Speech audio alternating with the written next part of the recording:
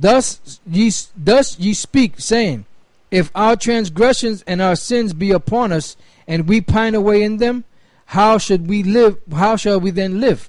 Say unto them, as I live, saith the Lord power, I have no pleasure in the death of the wicked, but that the wicked turn from his way and live.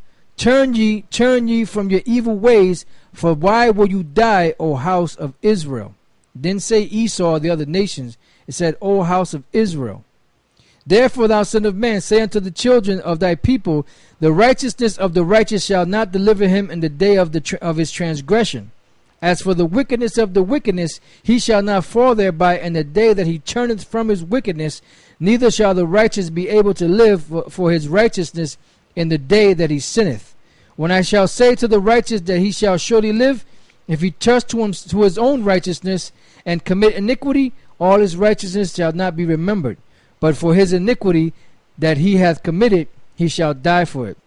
Again, when I say unto the wicked, thou shalt surely die, if he turn from his sin and do that which is lawful and right, if the wicked restore the pledge, give again that he had robbed, walk in the statute of life without committing iniquity. And that's not talking about Esau. Esau was set up going back to Isaac and Rebekah. It said the elder shall serve the younger. So that's not going to change.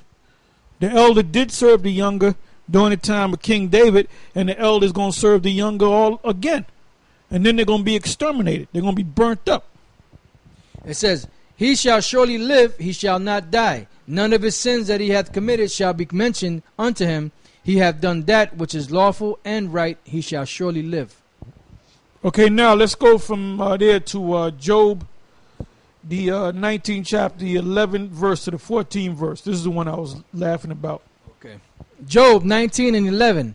And this goes hand in hand with the articles that the elder just read about the troops coming in. Go ahead. Job 19 and 11. He hath also kindled his wrath against me, and he counteth me unto him as one of his enemies. His troops come together and raise up their way against me. Yeah, because the troops, Esau's troops, are the Most High's troops. It tells you in Psalms that the Most High, Esau is his sword. The wicked is his sword. This is the Most High's movie. This is the Most High's theater. The word theater means, come from the Latin word theos, which means God. So when you go to the theater to watch a movie or a play, keep in mind that that word means God or God-like. Go ahead. His troops come together and raise up their way against me and encamp round about my tabernacle. Yeah, that's the DHS. That's SSA. That's Northern Command. They're gonna come. Like I said, there's a certain military that's set up over the United States. Like if you go to the home page, which I didn't put up because we're not gonna have time to get into it. That's why I didn't put it up. But if you go to the home page of Northern Command, and I think there's a section where it said what the home page and I think what we're about, and they tell you it's a U.S. military force that has been set up for the United States. Go ahead. He hath put my brethren far from me, and mine acquaintances are verily estranged from me. Verse 14. My kinsfolk have failed, and my familiar friends have forgotten me. Yeah, because when all hell breaks loose, and some of your so-called people, they're going to take that chip, and they're going to look at you like something's wrong with you. They're going to say, you got to, this ain't about time for you to grow up. You follow them guys with them garments on. The Lord ain't came yet. You better hurry up and take that RFID chip if you want to get something to eat. Because Jake is going to take it freely because Jake doesn't know what the hell is going on, man. Jake has no clue, but Esau knows.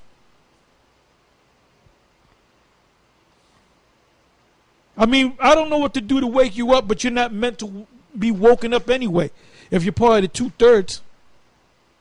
Go ahead. This is Micah 7 and 6. For the son dishonoreth the father, the daughter rises up against her mother, the daughter-in-law against her mother-in-law. A man's enemies are the men of his own house.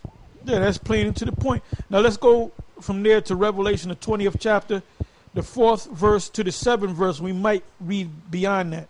The key point is from the 4th verse to the 7th verse. Revelation chapter 20 verse 4. And I saw thrones, and they sat upon them, and judgment was given unto them. And I saw the souls of them that were beheaded for the witness of Yahushua, and for the word of the Most High, and which had not worshipped the beast, neither his image, neither had received his mark upon their foreheads or in their hands.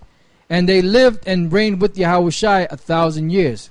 But the rest of the dead lived not again until the 1,000 years were finished.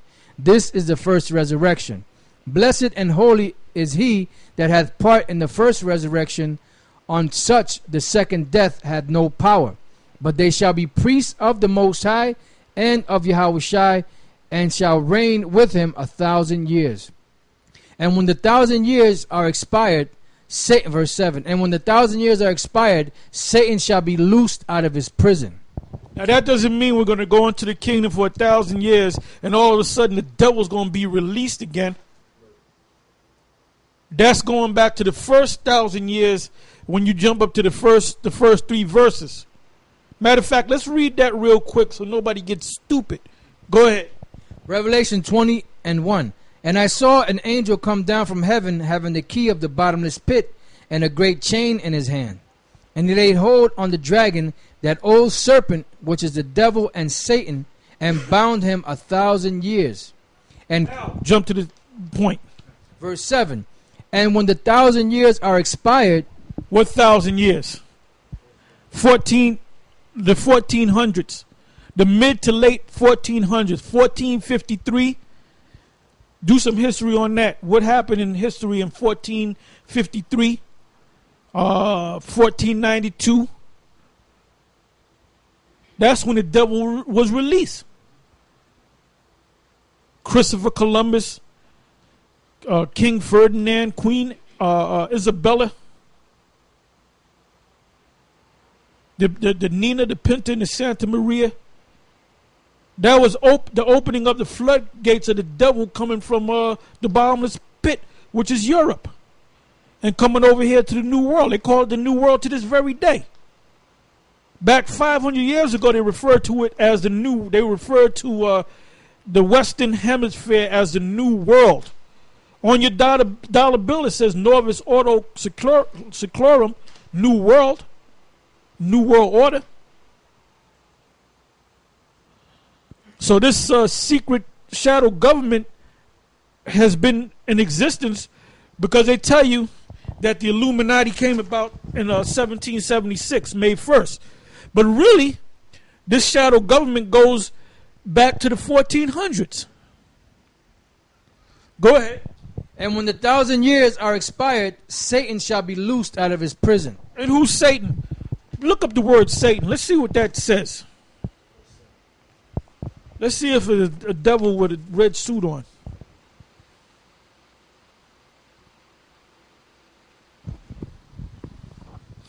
Yeah, the word there is Satanas in the Greek. It says adversary. Which means enemy. Yep, one who opposes another in purpose or act. It's talking about a person. They opposed us by putting us in slavery, man. Go ahead. He incites apostasy from God and to sin. That's Esau. Yep. That's this damn devil. These devils don't believe in the Most High. Go ahead. Circumventing men by his wills, or wiles, I should say. Trickery. The worshippers of idols are said to be under his control. That's pretty much it. That's it. Okay. So we know that it's the devil, the white man.